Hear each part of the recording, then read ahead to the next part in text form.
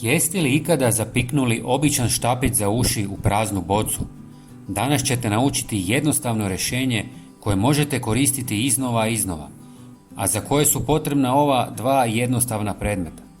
Najprije uzmite štapić i škarama ga odrežite malo manje od pola. Nakon toga probušite malu rupu točno na sredini čepa boce. Možete se poslužiti bušilicom, šilom ili odvijačem. Kada je otvor spreman, provucite štapić kroz njega i lagano ga pritisnite dok ne sjedne čvrsto. Za dodatnu sigurnost možete staviti malo ljepila oko ruba rupice i ostavite da se potpuno osuši. Sada skinite čep i ulijte vodu do otprilike polovicu boce. Kada ste završili, ponovo čvrsto zatvorite bocu. U sljedećem koraku uzmite 2 do 3 drvena štapića koje inače koristimo za ražnjiće i postavite ih uz bočne strane boce. Fiksirajte ih gumicama, koncem ili ljepljivom trakom kako bi stajali stabilno.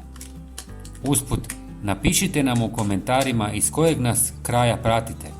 Ja dolazim iz Hrvatske i uvijek me veseli vidjeti koliko nas ima iz različitih zemalja.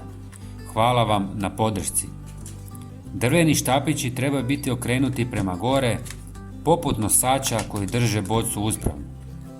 Kada sve namjestite, konstrukcija bi trebala izgledati uredno i stabilno. Sigurno se pitate čemu ovo služi. Ovaj mali sustav služi za postupno i ravnomjerno navodnjavanje biljaka. Štapići održavaju bocu u pravilnom položaju, dok vata na štapiću omogućuje da voda izlazi polako, kap po kap, bez naglog istjecanja i bez potrebe da stalno provjeravate stanje.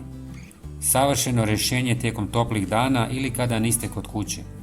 Možete ga primijeniti u vrtu, na balkonu ili za sobne biljke, koristeći boce različitih veličina i lako se prilagođava svakoj situaciji.